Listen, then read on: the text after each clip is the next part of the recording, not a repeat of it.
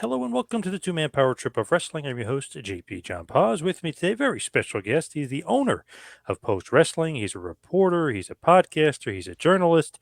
He's a documentary filmmaker. I mean, he's done it all. He is Mr. John Pollock. John, welcome to the two-man power trip. John, How you doing?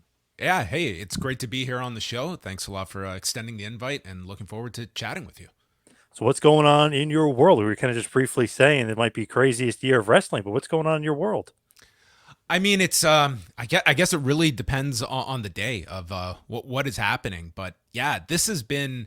I think as we start to get to the end of the year, when we really sit down and just look at 2022 and where things were in January versus where they are by the end of the year, where we still have a couple of months still to spare. Like this is certainly up there. I've been covering this like full time for 17 years now, and I've got to say, like, this year is, among the busiest and most noteworthy that I would say in terms of just one big story after the other. Like, you have certain isolated periods where it might be, one story here or there that's bigger, but the accumulation this year, it's really astounding that, the news cycle goes by so quickly that you don't really digest how it's all been just happening one after the other. Man, and that media scrum was crazy because everyone was talking about, wow, Triple H knocked it out of the park. You saw that graphic, the PLE. It was the most watched PLE. I don't know if that's actually accurate or not, but they're saying most watched was Clash of the Castle, the best rated Clash. I mean, they were talking about Roman Reigns and Drew knocking it out of the park, 63,000 people. That lasted one day in the news cycle because of the media scrum.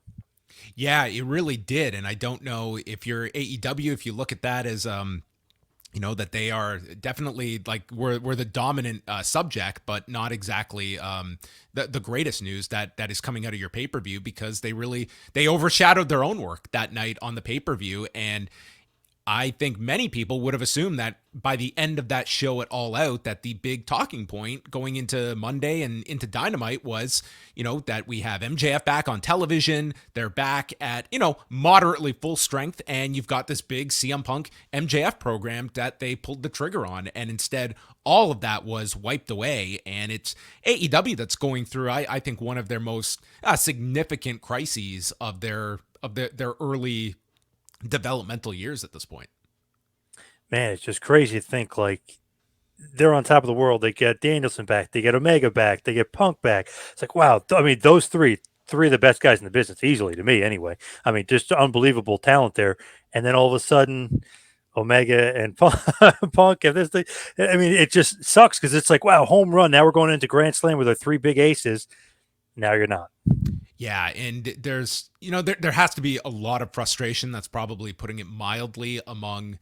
Yeah, whether you are Tony Khan and looking at it that, you were just ravaged by all of these injuries throughout your summer, you get through it, and it looks like all the pieces are slowly coming together, and now it's this whole other issue that you're dealing with. And, for somebody like a Kenny Omega, who I'm sure was going stir crazy over these months of being, this extended time away from the ring, healing up all of these injuries, and you're back for a couple of weeks, and now you're off television for a whole different set of circumstances that you had worked all year long towards this return. So and now it's at a time where really this locker room has to kind of pull together, as they have lost, four of their biggest stars as they go into what's going to be a very competitive fall season. Man, crazy to think of all that stuff. Have you heard anything on the latest on like as far as what's going on with the investigation? Obviously, I followed Dave Meltzer too, and he was saying that the investigation is still ongoing with the suspensions. I talked to some people that were there, backstage, and they were saying that the lawsuit word was being thrown around that night was being thrown around. So, have you heard anything? I mean, not beyond, that the investigation is ongoing. And I think that that's going to be a several week process, at least until that there is some kind of finality to it. And, obviously it brings about the question of, the findings of the investigation and how public they might make those findings. Because to your point, like there's a very realistic option of a legal situation coming out of this, whether it be from one party or multiple parties, and how you go about addressing punishment if you're one side that feels completely vindicated in your actions, that do not want to accept any kind of punishment, believing you're not in the wrong. Like this could only be the tip of the iceberg. Like this could be a much more involved problem where you could come out of this and it's not just simply, trying to acquiesce one side over the other. It's like there may be some very long lasting issues of dealing with a lot of big personalities and trying to bring some semblance of order back into your locker room, and potentially people that don't come back to your locker room out of this. So all those guys were suspended, but they all kind of leaned towards the Omega Punk side that were suspended. Obviously, I mean the Omega Buck side that were suspended. The Punk Steel side, nothing came out yet. Is that telling at all, or that means nothing? I think it's more so like the Punk one. I feel it's like the injury almost renders it a moot point. Like I think he would have been like I kind of group Punk and Steel in all of this. Like they're off the road. They are out until this investigation is done, and then you come out with whatever you feel is a just punishment for all of this. And it would seem that it's just everybody involved has just been taken out of the locker room for the time being, including the producers that were in the midst of all of this. It just seems like anyone that had any involvement in this, we're just removing everybody from this, and we will let this investigation play itself out. And however long that takes, I mean, that's like it's got to be very difficult. You have to imagine that you're coming out of this pay-per-view and you've probably got your key programs in mind of where you're building towards Full Gear, and you would think those four are all in very, very prominent positions. I mean, we saw the Punk MJF direction in step one of that at the pay-per-view, and all of these plans get blown up. Like, you don't know when people will be back.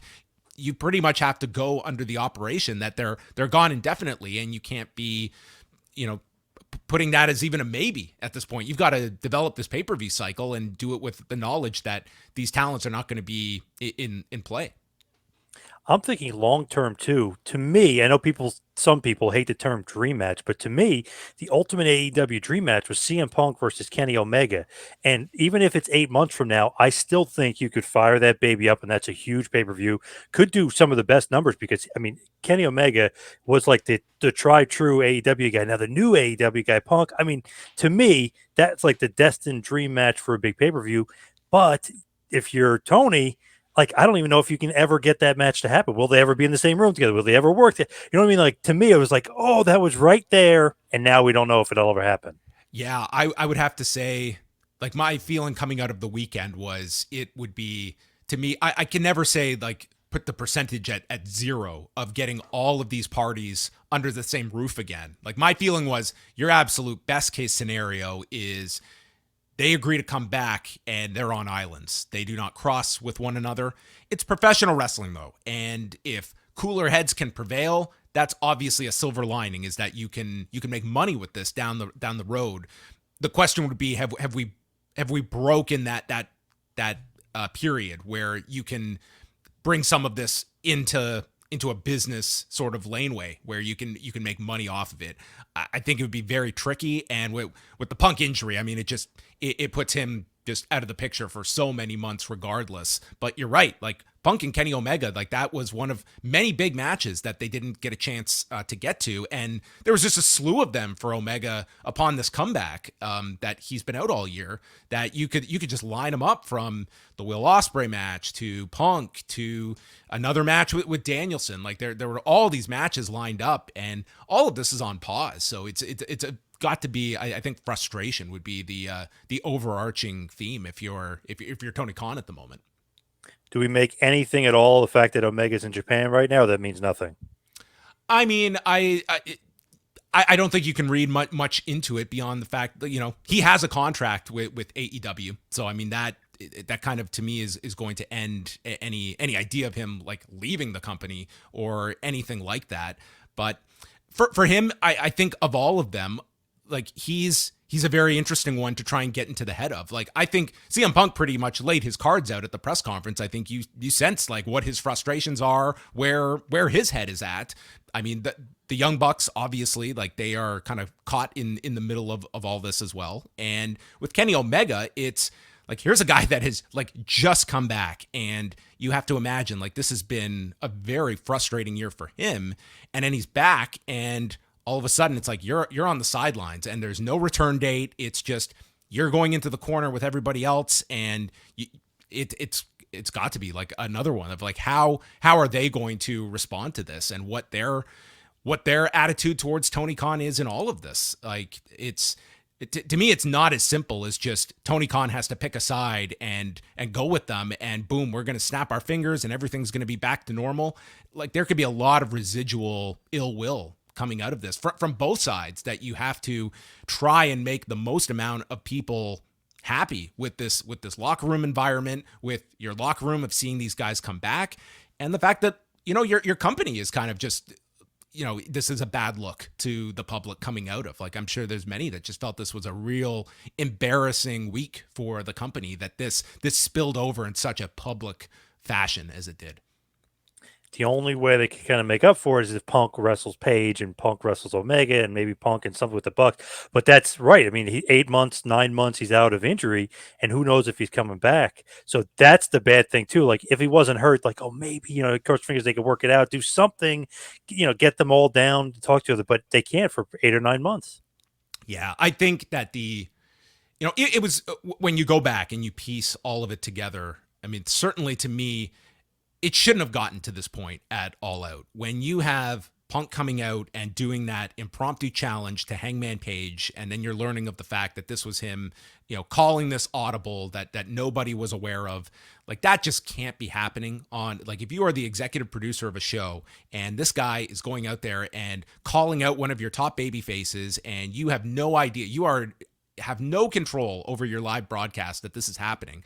And like to me, that was the point that, okay, everybody has to sit down and we have to figure this out, because this is now, because we're now doing this publicly. This is not staying in the locker room. This is not staying privately. This is now playing itself out on our television.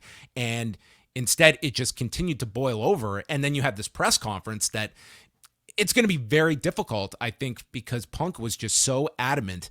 And when you listen to his tone and his description of, like, it was just such a lack of respect that he obviously has for this group of people, and how many of the members of the AEW locker room feel about that. Like it was a real public denunciation of a lot of what made AEW this kind of fan supported promotion, and the building blocks. Three of the key ones being Kenny Omega and the Young Bucks, and put in Hangman Page as well there. Like it was a real denunciation of that.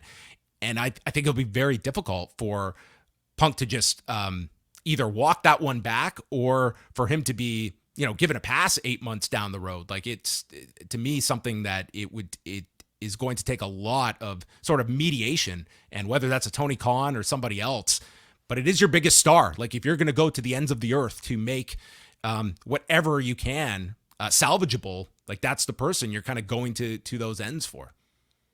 Yeah, and he's a $1 million gate guy a few times. I mean, he's the reason.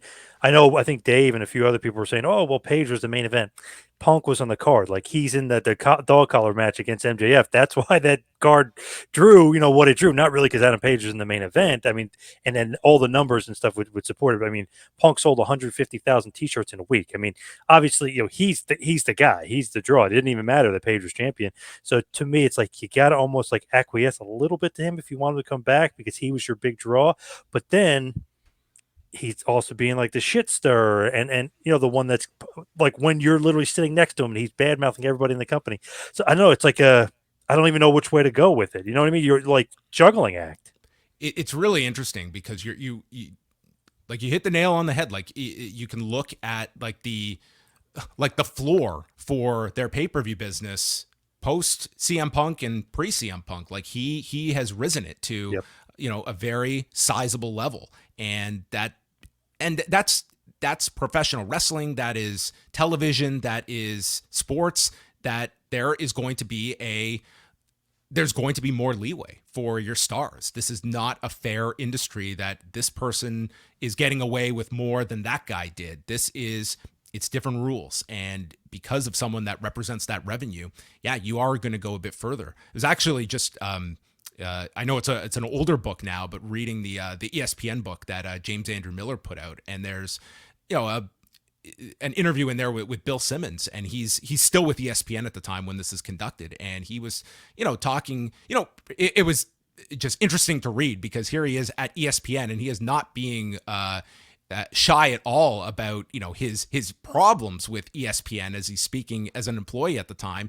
And one of his things was the leeway he felt he was deserved of as a columnist at ESPN.com. That listen, I bring all of this attention. I should be given leeway. I should be given special treatment. And that is, as a manager, what Tony Khan has to balance, is somebody that has called his bluff essentially in this press conference. And Punk, what didn't get as much attention is the fact that Punk felt confident enough to do that at a press conference at an AEW public event with his boss sitting to his immediate left. He had no kind of hesitation about himself to label the EVPs as he did, to run down aspects of I work with children. It was like, that tells you something about his belief that he can do this and feels justified and can do this on an AEW event to the media, like right in front of them as well. Like that's pretty brazen in and of itself, of the environment that he exists in, that he believes that maybe he was going in and it's just, I'm going in guns blazing and whatever consequences come my way.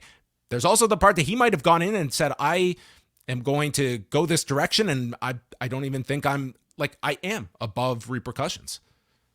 I don't know if you're a big football fan, and I know Canada may be different, but LT, I'm a huge Giants fan in the Uh-huh. NFL. So LT kind of had like his own rules. Like he would show up late, and Belichick's like, to Bill Parcells, like, hey, LT's showing up late. And he goes, well, start. You got to stop starting practice so early. Like meaning that like Right. Belichick, settle it down. It's okay that he's late. So like the stars, obviously, there's different rules. Like LT kind of showed up when he won. He's the best player in the league. He can kind of, he's probably the second or third greatest NFL player of all time. I mean, the guy can kind of play by his own rules. So when Punk is kind of breaking rules, or not really breaking rules, but breaking box office records for them, T-shirt sales, all this other stuff. It's almost like he plays by different rules, but still to do that in front of your boss as he's sitting there. And if you I saw a certain angle of it, it was pretty funny. Like his facial expressions were just like, oh. Oh, like he wasn't happy. He wasn't laughing. You know what I mean? He was like, oh no. Like he was definitely deflated. Yeah. And I mean, you look at it from Punk's side as well, because I don't think this is something where, regardless of the outcome of the investigation, like there is going to be, I think, like strong convictions on both sides of feeling justified. And if you're CM Punk and listen, when you go back to the initial Hangman comment in the promo segment going into Double or Nothing, if Punk believed like that was offside, and I feel like I've legitimately been falsely accused, he's a guy that I would imagine is going to be very, very, very defiant in terms of defending himself. I looked at that as something where, okay, this is Hangman Page that is trying very much to speak to an AEW audience and convey a real sense of dislike between these two, that this is going above and beyond just a pro wrestling program for a pay-per-view this weekend, that these two, he's touching a subject that is believed by the audience to be off limits and create that. Now, was that overstepping things? It might have been. But this is also a company that has hung its hat on unscripted promos going into these territories, but we're also seeing like the negative side of that, when a line might cut a little too close to home and the recipient is responding not as a performer on a show, but rather a coworker that feels like they've been double crossed on live television. So it's one of the fascinating dynamics of professional wrestling. But again, I look at this like it never should have gotten to this point, and it seems like it just boiled and boiled, and you could see it simmering, and you're hearing of the reporting and the problems that are existing, and it kind of just went off to a degree I don't think anyone could have imagined in such public fashion. But also, this was somewhat telegraphed. Like you saw this sort of simmering to a boil. Man, it just to think back at it, because I've listened to it a few times, like man, like that was just explosive as hell. Like he knew what he was gonna say. Not that I don't think he rehearsed it, but people were saying I don't think that, but he kind of knew what he was gonna say and like who he was gonna say it to. And obviously Houseman, who was an improv guy with Cole Cabana, so like Right. he knew that, and he kind of knew to go after him first. So I mean, and he went after Brian Alvarez when he found out Alvarez was there at the end. So it's like he kind of knew what he was going to say or what he wanted to say and who he wanted to say to. He wanted to get it out there. But I also heard so he tore his pec in the match with Moxley. He was saying, I mean, who knows, what was said when, but that the Bucks and Omega could have made the injury worse during the fight. So then that would be a legal issue for Tony if he got hurt in his ring and then his EVPs got him further injured. So it's like, holy shit, maybe he was just like fuming, at the media scrum that he was hurt.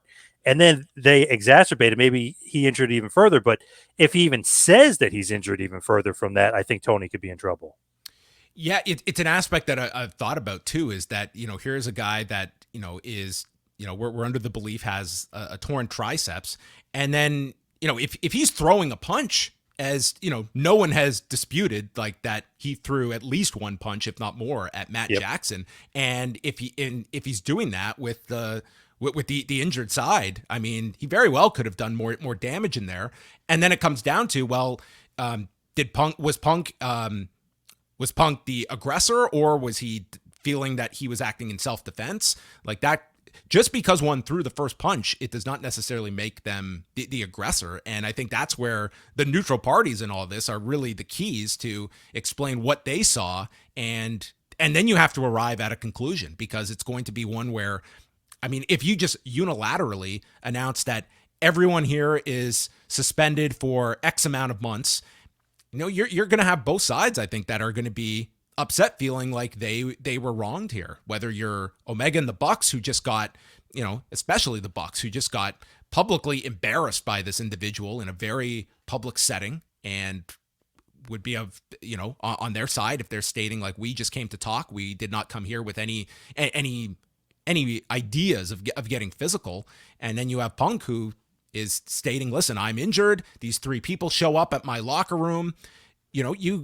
And each side might believe like they are right, and that it's just two different reads of a situation. Everyone is going to be sympathetic to their own side and their own point of view that led to this.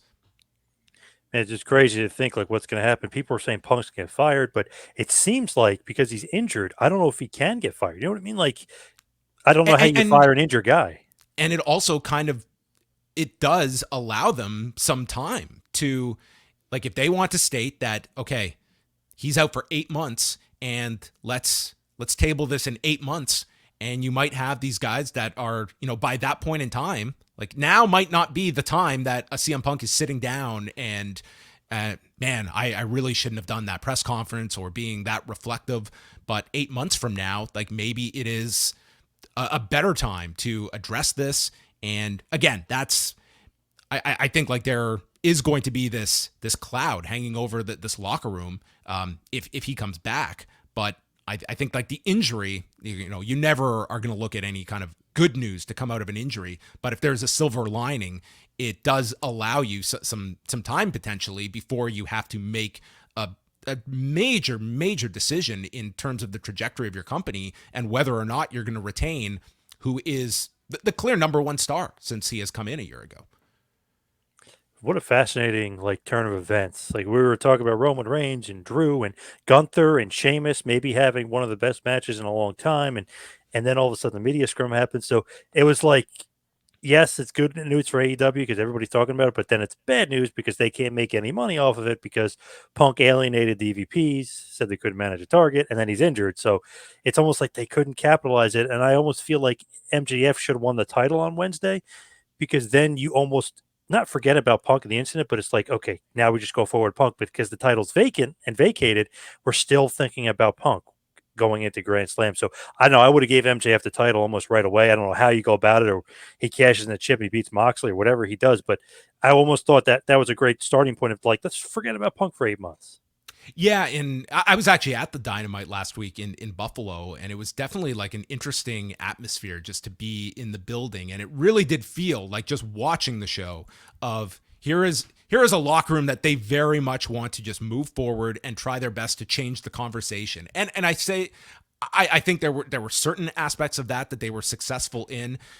There were others, like this was an audience that, Tony Khan shows up on the video screen and it's boos immediately. And that's, Yep. that's very telling. That audience and what the source of that is, if they blame Tony for all this, if they're looking at it, hey, I bought a ticket, I wanted to see CM Punk, I wanted to see the Young Bucks, Kenny Omega, they're not here, and this guy's the owner of the company that is preventing me from seeing four of my favorites.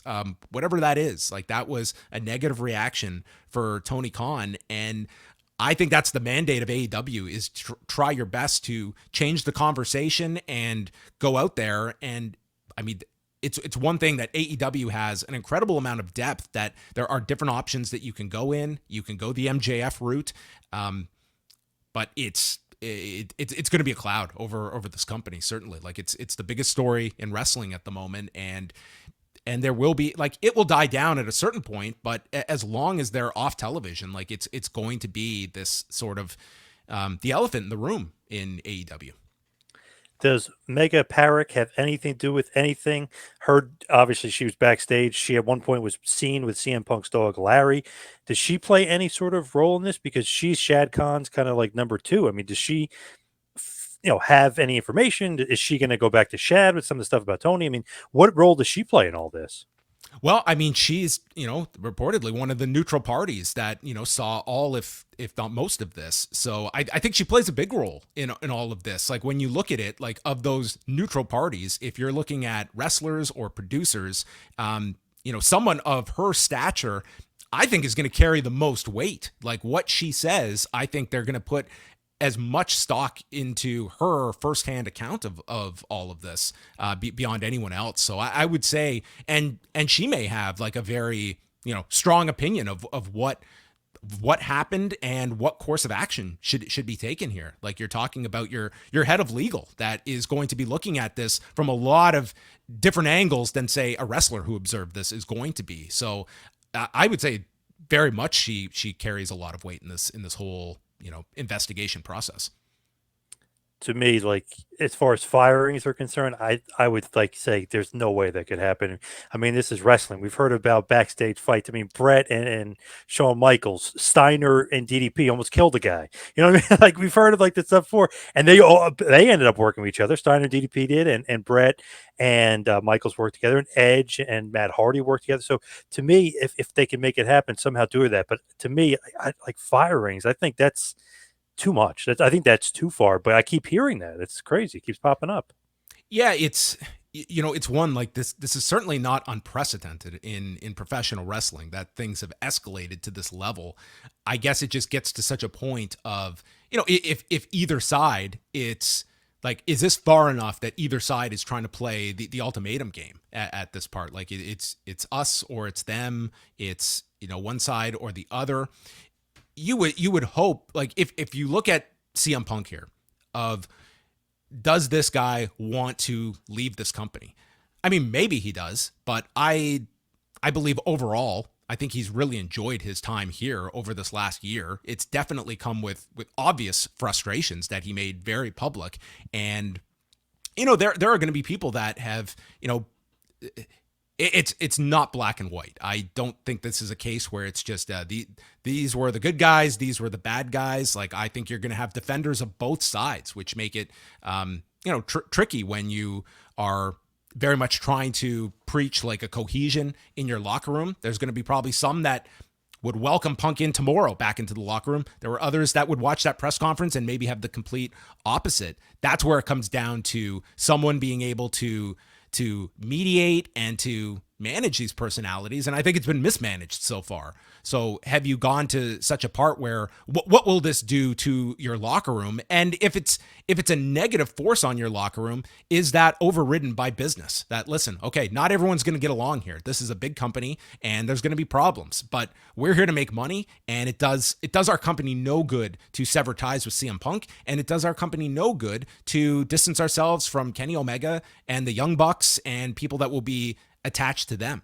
So it's Tony Khan has had to navigate like the COVID crisis. Like, there have been big things that he has had to deal with. But this is a pretty serious one when it comes to, his abilities to deal with a lot of big personalities, big egos, and they're competing for top spots, and to try and rectify this to the best ability that he can. And And it might not be possible. It might not be possible, like even 8 months from now, to just sit everyone down and they all agree to shake hands, and maybe they have personal differences, but they'll work together.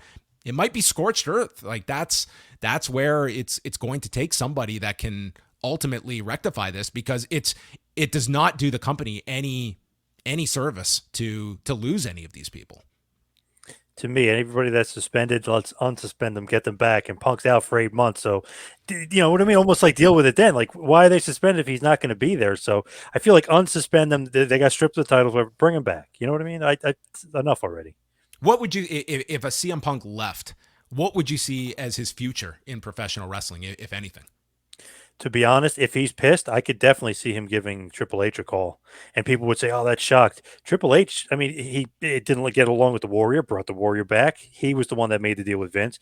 Bruno Sammartino, I mean, he seems like he's all business. I don't see why he wouldn't say like, "Okay, Punk, $1 million gate, $1 million gate, $150,000 in a week in T-shirt sales, or 150,000 shirts sold." God knows what the number was. I got Alex Ryan or whatever from Pro Wrestling Teach how much money he made off those shirts, but you know, it's millions of dollars.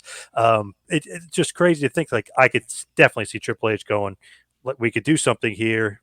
WrestleMania main event, you know, throwing something, throw him in a bone to do it. So I could see him going WWE in a heartbeat for sure if he's pissed.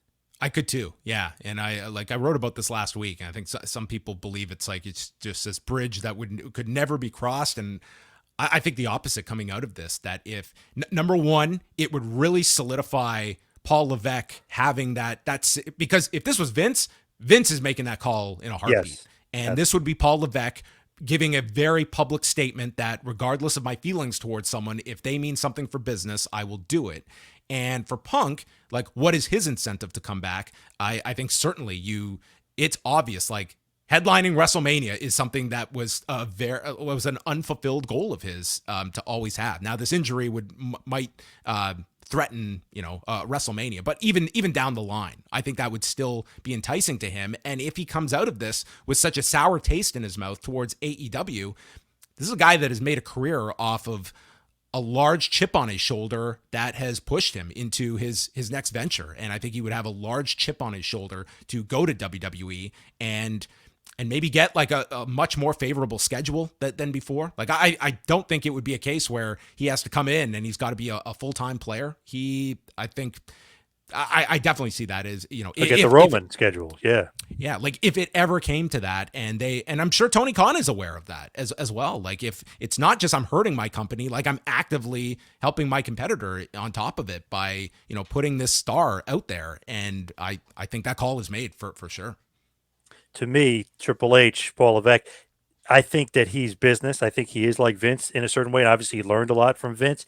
But I heard an interview with Cody Rhodes, and he said the last guy when he came out to do his entrance to WrestleMania was Triple H. And everyone's like, "Whoa, Triple H and Cody hate each other." Blah blah blah. Triple H loved that stuff. Him breaking it, like, just shows you Triple H is total business. He told him, "Kill it out there." I love what you did in AEW. Like, don't change anything. Like, Cody was very complimentary, and Triple H is very complimentary of Cody. So it's one of those things where it's like, oh, I thought they hate each other. He broke the crown and the throne and all sorts of stuff. He likes that kind of stuff. So if Punk is saying bad things about him, I think he's like, okay, well, we can still do business. You know what I mean? I don't think he's that kind of guy where that would deter him from any sort of business.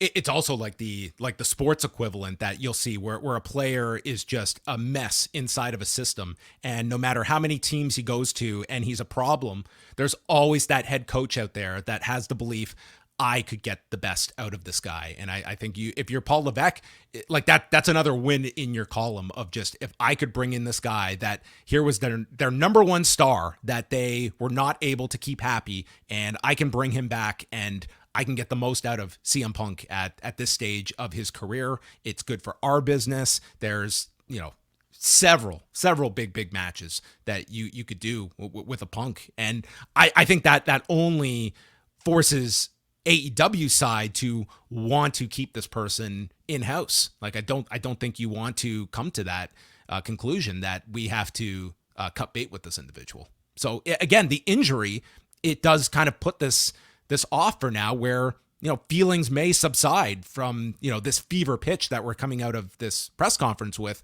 versus, next February or something where, okay, maybe cooler heads can prevail and we can put this behind us. You sit everybody down, and maybe they won't work with each other. But even if you can keep Punk and the Elite all inside, they don't have to cross paths with one another, but we have them on our program. That's a win. That's a huge win if you're AEW and you can keep all of these parties with your company. Man, I just wish Punk and Omega can somehow, like, maybe just not even the Bucks, but Punk Omega, because I could see dollar signs on that from a mile away. If Punk Page drew, I mean, Punk Omega would draw huge for them. But it's almost like with Triple H and Punk, it's almost like when Belichick got Randy Moss. Moss had one of the best years of his career. When Phil Jackson got Ron Artest, I'm like, oh, this guy's beating up fans. You can't handle this guy.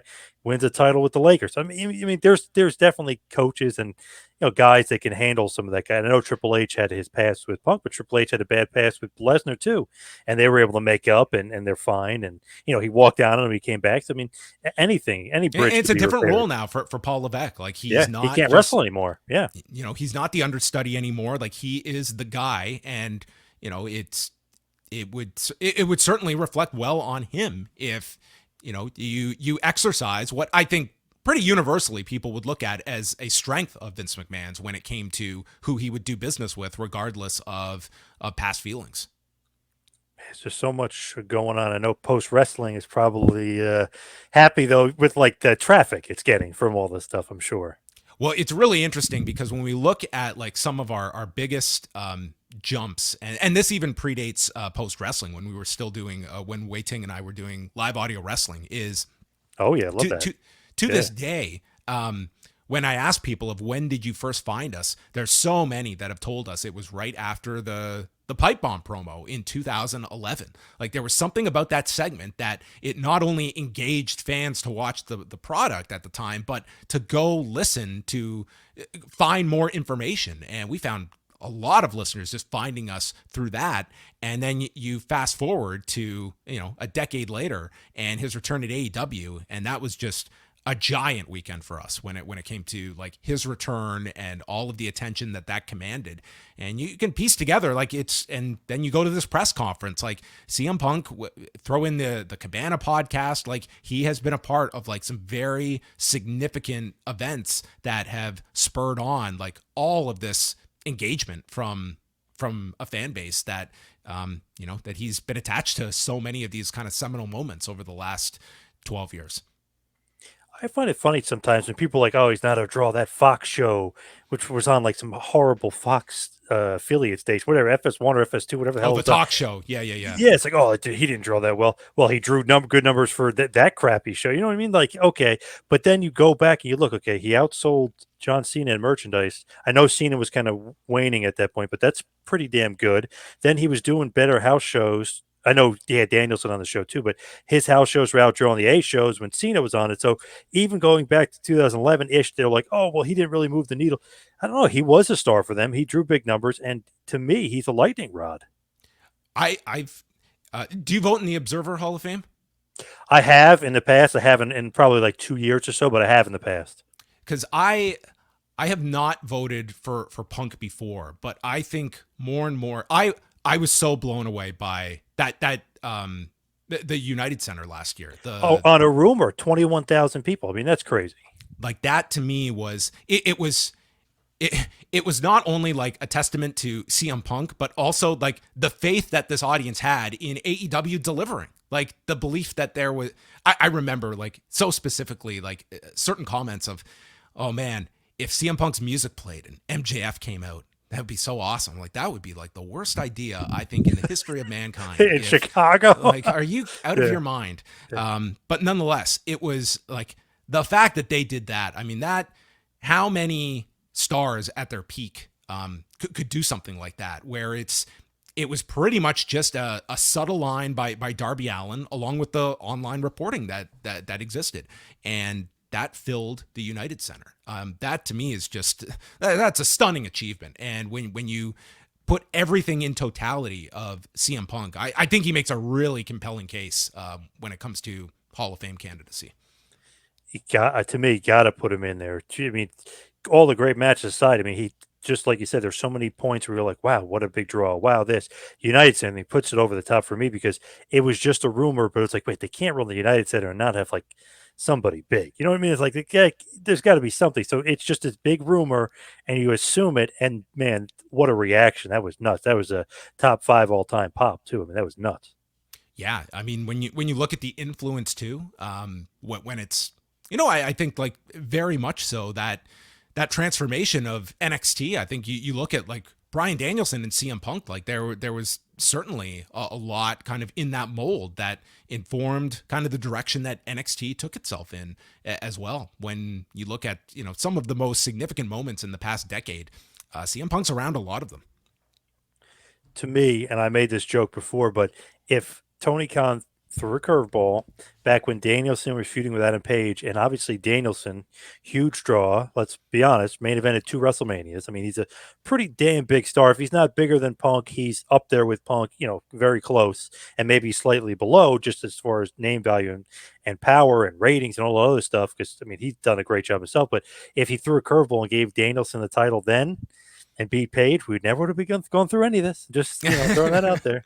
Well, I mean, Danielson is one candidate that you run with. Like I know that they've kind of hinted at already going the Moxley MJF direction, but to me, like a Danielson run with that title, like that to me qualifies as like that will really invigorate your audience. And here is Danielson going on this great run with the title, winning it at Arthur Ashe Stadium. I think that like that that's not a bad option B to have in your back pocket to go in that direction. And I think a Danielson MJF program would be something that would be really, really fascinating as well to go in that route.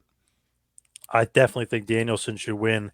Right that wrong, right that mistake. Not that Adam Page, he was having good matches, he just wasn't a great champion as far as just, I don't know, he just didn't do it for a lot of the fans. So obviously, you got to put it on a bigger name, and we just had the Moxley run. So do we really need another one? Plus, he did say he was supposed to go on vacation. So I mean, let the guy go on vacation. Yeah, this poor guy. I mean, yeah, he, and like just look at like the ripple effect that this has had. Like, here's a guy, yeah, cancels a vacation because they're down and they need to be at full strength, or as at least as what can closely approximate full strength. So, yeah, I think that Moxley promo was fantastic on television last week. Like, I think it was as much for the locker room as it was for the audience watching as well. To me, you have Samoa Joe and you have Claudio too. So I mean, it's not like you're running out of guys and big stars and big names. They just aren't using them. They're putting them in the ROH part. But if AEW needs a little influx, you have two former or one world champion in Claudio, but like former big time world champion in Samoa Joe, you can kind of infuse if you really needed somebody outside of Danielson, if say Moxley really is going on vacation or something.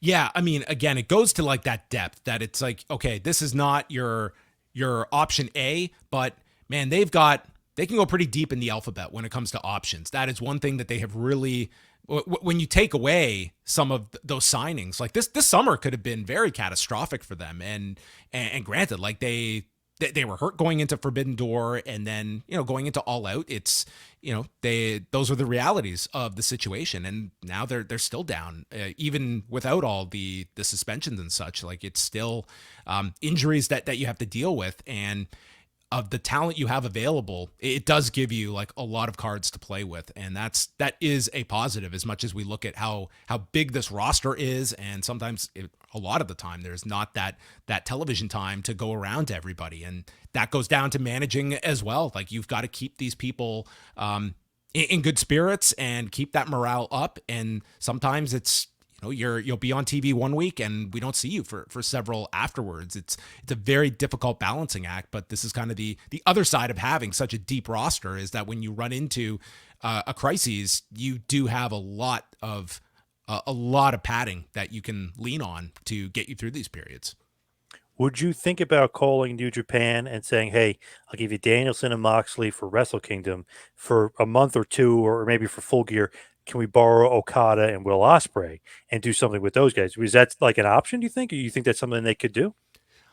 I don't know if they would want to make some kind of trade of that level. Like I don't think they're looking at Moxley and Danielson. I don't think that they would want them off television for anybody in exchange at this point. But you do have this relationship that, listen, we're in a pinch. We need something. And, to see where the relationship has gone with New Japan to this point, I mean, it's night and day from the beginnings of AEW.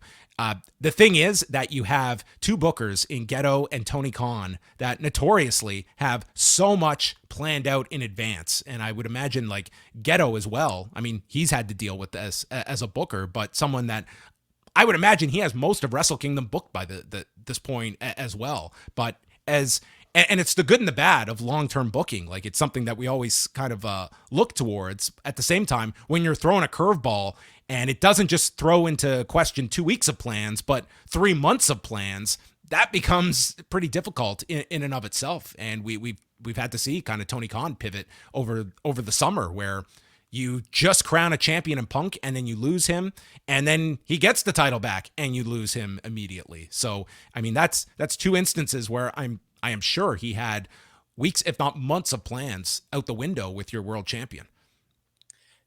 Now, with that, it's like, okay, there's so much question marks, but then WWE, on the other hand, they've got one great exclamation point in Roman Reigns, 760 plus day title run, whatever it is. I mean, it's almost like Hogan-esque, where it's like, this guy should never lose. You know what I mean? Like Hogan during the 80s, this guy should never lose a title. We're killing it. We're $1 billion company now. It's whether you think it's, on him or not. I mean, he's the guy. He's the face of the company.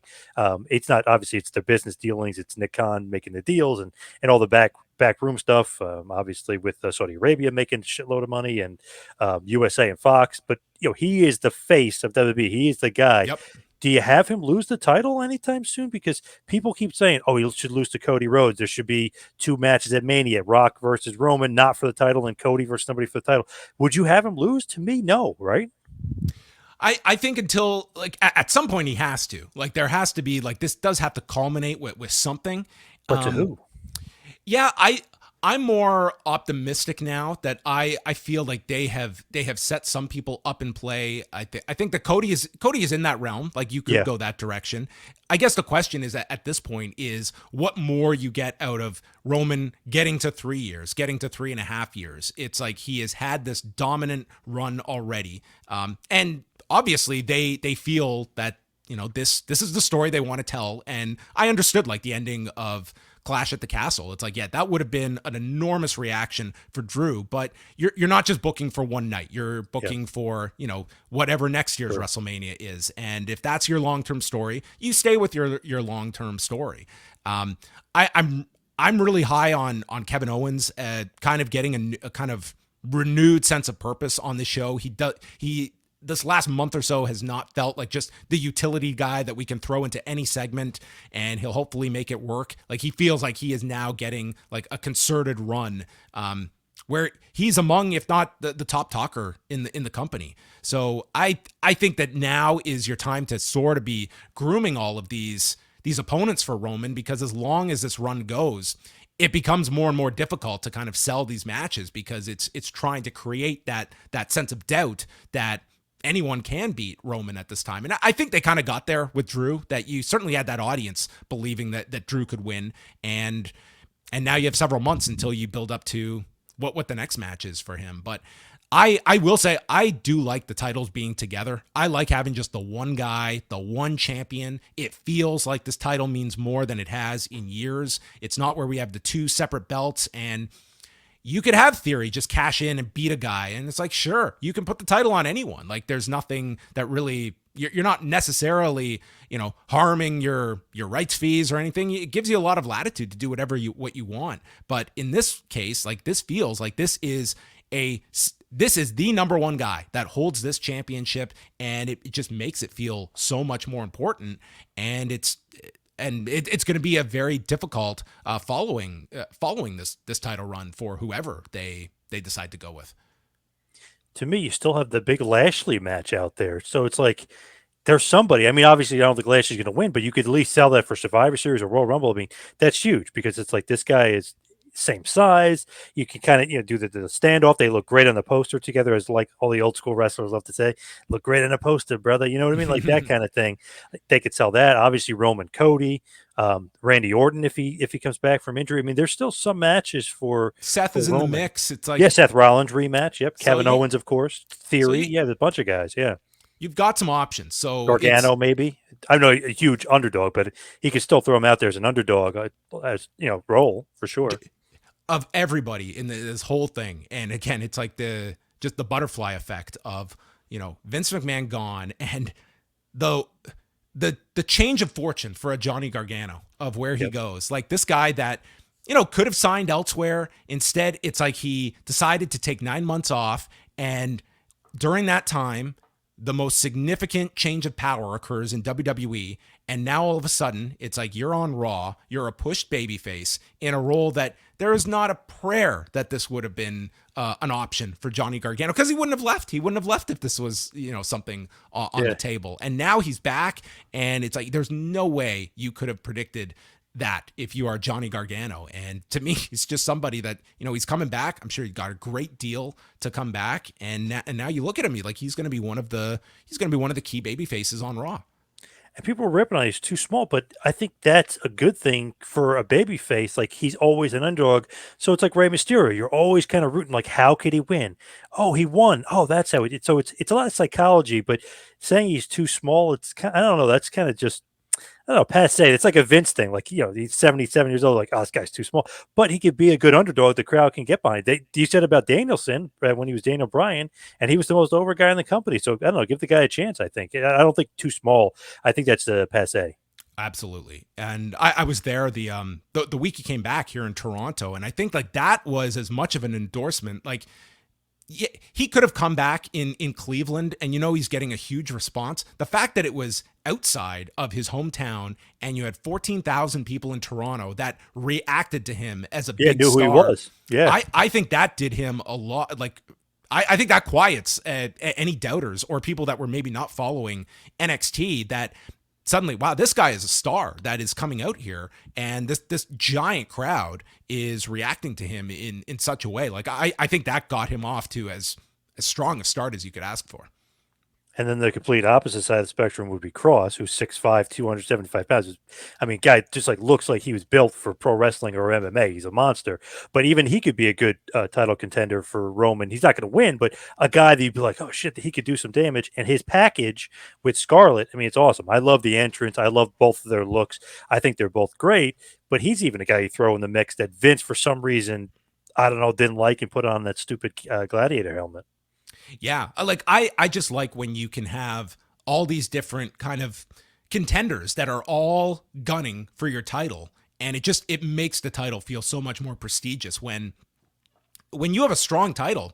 Like that's a great story right there, is that everyone is gunning for this title, and maybe you're not the guy that's facing him in 4 weeks at the next pay-per-view, but it's like everyone is after this, and you can always be like you're just one program away from lining up someone as your next challenger, and it's like the title is guiding all these different people. They can go off into their separate stories, but like their true north is this championship, and you're sort of seeing that established on both shows. And you got the opposite now, where it's like you have a champion that just is not as available. But there's something to be said too in making these Roman appearances feel more impactful when they do happen. And it's a guy that, yeah, he's not going to wrestle every week on television. You might not see him every week on television. You want to have a balancing act, but it feels like an event now when he is going to defend that title. To me too. I mean, I love Roman, everything about him. It just like screams this guy's a top star. But it almost feels a little Hogan 80s esque as well, because everybody mentions him. Like Jake the Snake was mentioning him, Macho Man. Like everybody always mentions Hogan title, Hogan title. Seems like everybody is doing that for Roman too, which elevates it too. It's like Seth has got his problem with Riddle, but he's like, I haven't forgot about you. I want that Yeah. title shot, Roman Reigns. So it's like Cross mentioned him, Drew McIntyre mentioned him, Kevin Owens mentioned him, Theory mentioned. It's like I love that, because then it's like, wow, that title, whenever he loses it to whoever, it feels so damn important, because 8 guys just mentioned it in the course of the show. And when he shows up, it's like, okay, I got to watch. I got to pay attention to this guy. So, something's going to go off. Yeah, I mean Logan Paul is talking about it now, so Yeah, yeah, it's the focus of everyone. But it's a good thing. You're right, because when you do have the person that finally gets that win, it's going to mean a ton for them. Like that will be a huge event when they finally do this title change, and the goal is just maximizing that moment so you can create and make it as big as you possibly can. Like this is where, covering as much mixed martial arts, and it's always one of the interesting comparison points is that, in mixed martial arts, it's like you can have your guy that is just designated, and it's like, man, if this guy can just win, he could be our big star.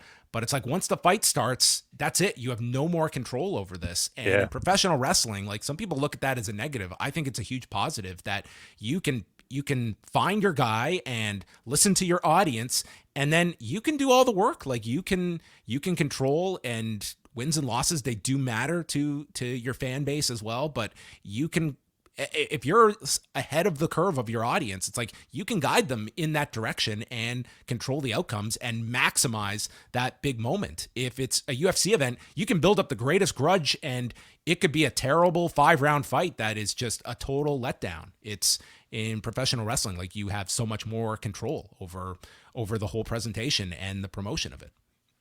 Yeah, it just feels like, with like UFC years ago, and I know this is when like Vince was supposedly gonna be interested or get into UFC.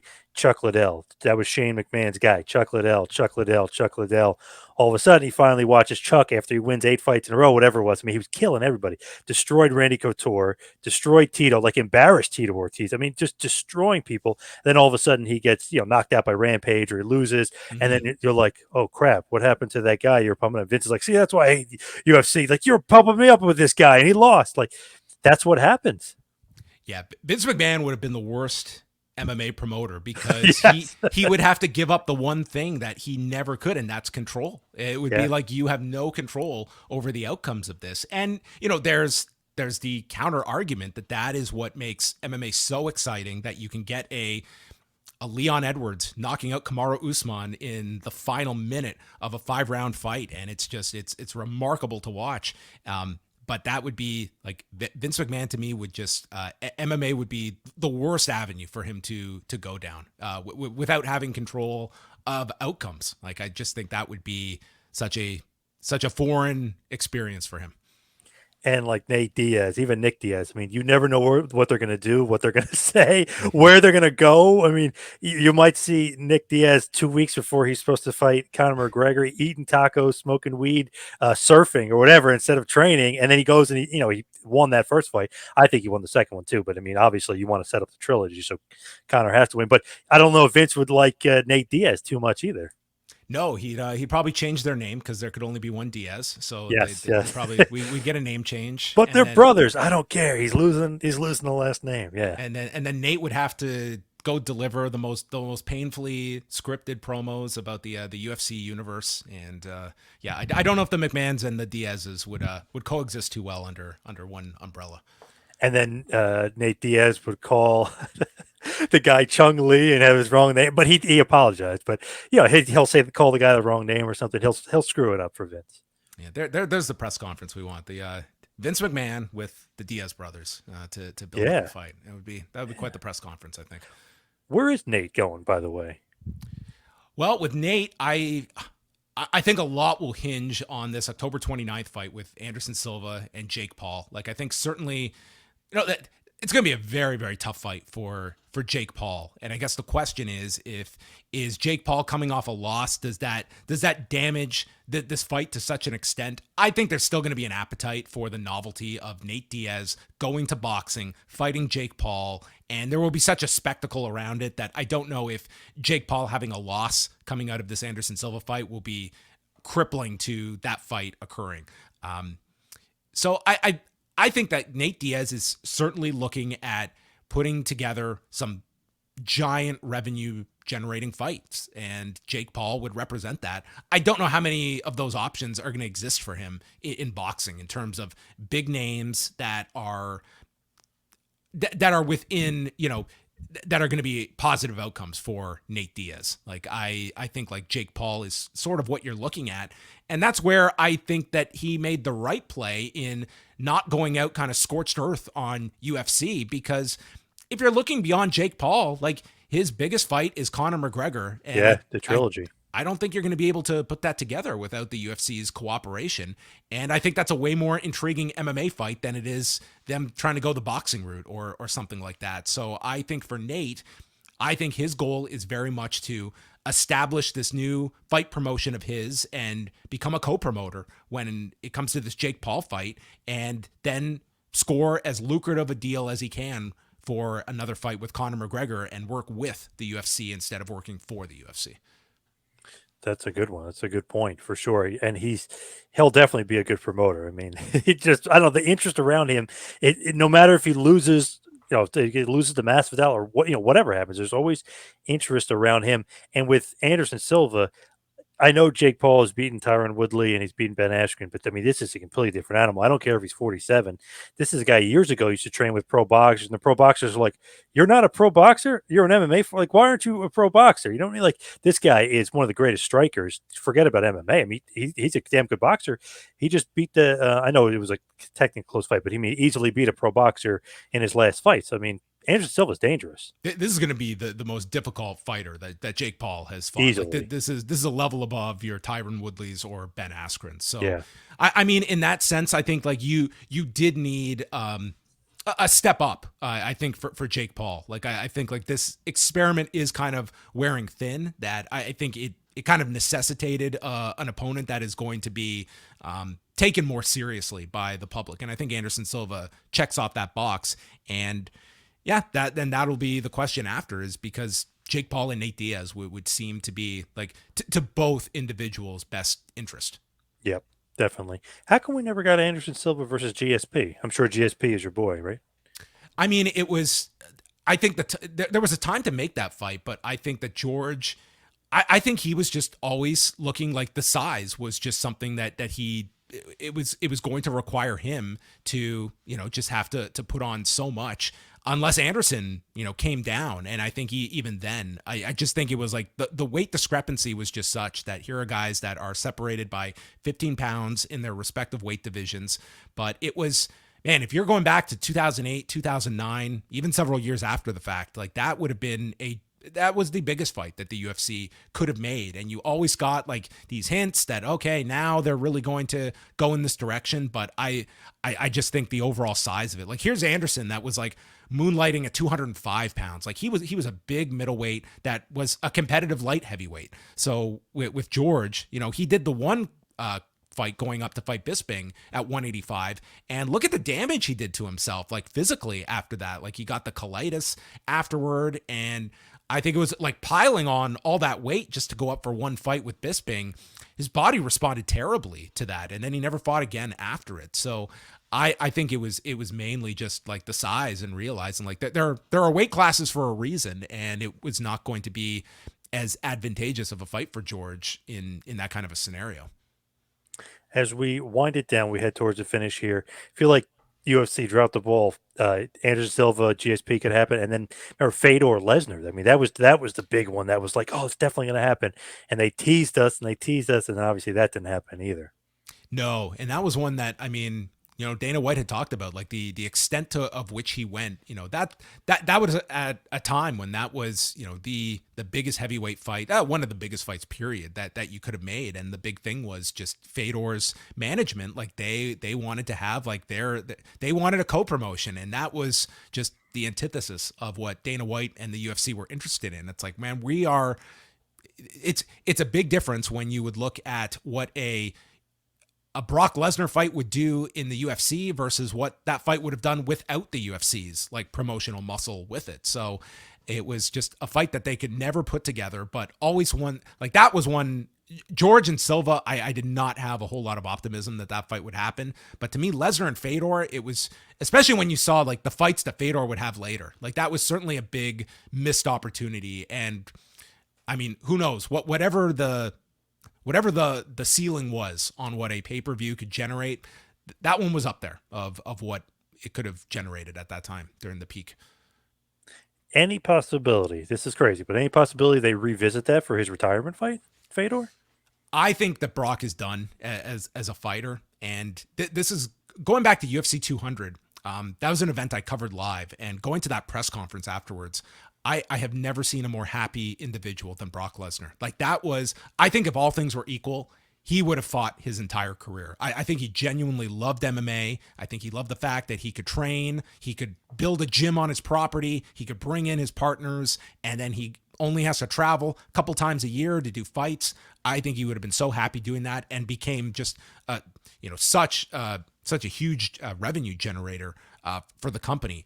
But I think once that fight happened with Mark Hunt, and then you had the drug tests that followed it afterwards, I think at that point Brock realized, at his age, at this point, that part of his career was over with. Because the other side is, Brock is not going to do a fight with Bellator for some bargain, and doesn't make any financial sense for Bellator to spend what it would require when they don't really have a pay-per-view model. And it would have been, I just don't think like the economics of it would have worked out that way. The time to make that fight was, easily 10 years ago. Guess you're not getting that fight in Russia, like a Fedor retirement fight. That is, it was supposed to be in Russia. It was supposed to be last month. Obviously, with what's going on with Ukraine, are they going to do the retirement in Japan or something? I mean, where's the Fedor retirement fight? Who's he fighting? Is it Josh Barnett? I mean, where and who?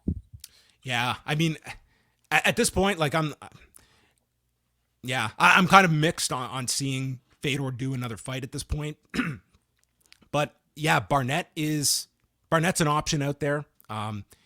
Quinton, I think, is like thrown out that idea. Like, I think that's kind of the level of what you're looking at. Like Maybe the pure Reem, nostalgia. maybe Overeem. They get Overeem to do Yeah, it. yeah. Overeem would be a name to throw in that hat as well. Like those would kind of be your candidates for one final fight. Like I don't think you're going out of your way for just a Timothy Johnson level heavyweight. I think you want to get somebody that has some name value that's also kind of at a comparable skill level at this point with Fedor, which, I mean, Fedor is showing some flashes in these fights. Like I think, you can get away with one more fight. And if we're talking about, a Quinton Jackson, for instance, Fedor would probably be favored in that fight at this point if you're talking like 2022 or into the next year. Oh, and he's knocked him out before, and Yeah. Rampage couldn't even land a shot, so he definitely would be favored. Yeah. Yeah. I wonder though if Ryan Bader would be in the mix, but that's what I heard from the Fedor camp. But I don't think so. I don't think you could rerun that match given what happened, or that fight, given what happened the last time. I would think honestly, and with Scott Coker promoting it, I think you also want to give Fedor like the best opportunity that this can go out in a nice way. Where Bader, I think that's a bad fight for Fedor. Yeah, yeah. Got to do like Satoshi Ishii again or something. You know what I mean? There you go. Where he's gonna knock the guy out. Yeah, yeah. But at least Zulazino, yeah. yeah, yeah. But the guy has a name in Japan. I saw a recent Zulazino fight. He had the guy in a key lock, and he was on top of the guy in mount, and the ref stood him up, and Zulazino was so gassed, the guy punched him, he completely got knocked out. I was like, wow, that was the worst stand-up I've ever seen. First of all, I can't believe Zulazino is still fighting, but that was the worst stand-up I've ever seen. Wow, I did not see that fight. That's quite the remarkable stand up if you're talking about Oh, it. Mounted with a submission. yes, horrible.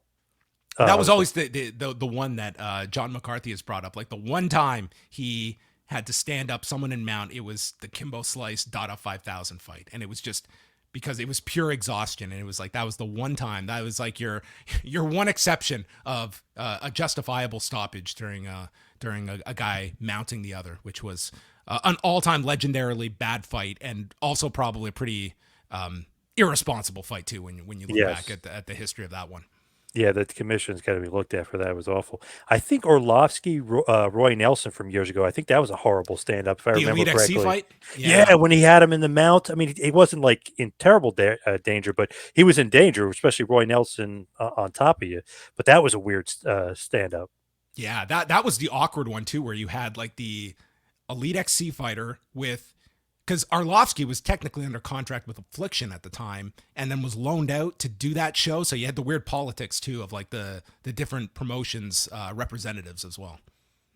Was that before he got knocked out by Fedor? Yeah, that was right before Fedor knocked him out, right? Yeah, because that one would have been the Nelson fight would have been October '08, if my memory serves, and then that led to the Fedor fight, I think in January, and that was that just brutal knockout that, I mean, you will always associate with Andrei Arlovsky, that Oh, knockout. I mean, talk about just one of the fact that this guy came into the UFC in 2000, and here we are 22 years later, and still going. It's incredible. so just a couple quick hitters for you. What was it like working with Bret Hart? You were doing the obviously many years ago, but you did the Survival of the Hitman. What was it like working with Bret? I mean, that was something that just kind of grew out of an idea. This was when Brett had come back in 2010 on Raw. And the idea was just to do a quick feature for the television network we were working with at the time, the Fight Network. And it was just going to be like a quick kind of feature going into WrestleMania of sort of kind of taking wrestling with shadows and where did all the parties go afterwards, and what has led to Bret Hart being back in WWE.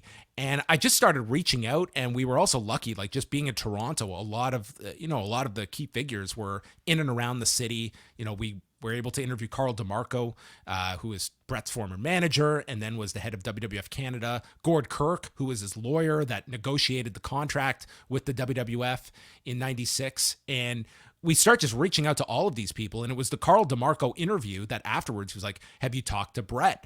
And I think I had like sent maybe some pitch to Bret about sitting down to do an interview. And Carl just called him up and we were able to line it up. It's like, if you can get to Calgary, Bret will do a sit down with you. And that's when this went from, say, a 10-minute feature to a full-blown documentary. And so we went out to Calgary. That opened the door to do all these other interviews in Calgary with various members of the family, other people that had covered him. And yeah, so we started this idea at the beginning of January, and then that documentary, it's like a 90-minute documentary that aired the Monday going into that year's WrestleMania. So it was like 2.5 months to put together this 90-minute documentary, and it was a pretty intense period. But Bret himself he was very accommodating to us. Like I must have interviewed him for about 5 hours that day, and it was sort of just, hey, show up, we'll do an interview. And I'm doing the interview. It's like Bret can talk. So I'm going through this. And then in my head, I'm like, man, we're kind of just going through different parts of his career. And I'm up to like 1992. I've got to like quicken this up because we're not even at 97 yet. And so that kind of just, anyway, it turned out, we couldn't have done a documentary unless Bret was actually in it. But for someone that was extremely accommodating with his time that day, that kind of just said, yeah, come over, and not necessarily knowing what he was getting into, and sat down and pretty much recounted his life story to me. Awesome. I mean, that's just cool as hell just to be a part of that because obviously Bret's one of the greatest. Yeah, So it's a documentary it's I'm awesome. super proud of. It's I think it's up on Impact's streaming service because they the Fight Network's parent company Anthem purchased them, so that's the connection there. I think that's where the documentary lives. It's called Survival of the Hitman, but it's something we poured a lot of hours into in 2010. And you did an Owen one too, right? We did. I did an audio documentary on Owen. That was a couple of years ago that I did. Yeah, and that was another one that it was. We were coming up on the 20-year anniversary of Owen's passing, and again, I reached out to a lot of different people, and then did these interviews, and was able to just contact a lot of people, including a fan that spent the day with Owen, just driving him to the ring or to the arena, to Kemper Arena, and was with him that day. And just various others that I was able to I spoke with Jimmy Corderas as well, who was was going to be the referee for the match with the Godfather, and yeah, put that together, and that was in 2019, and that one's available. You can look up Owen Hart's Last Day on YouTube, and it'll come up. So what's next for Post and yourself? What's next for Post Wrestling?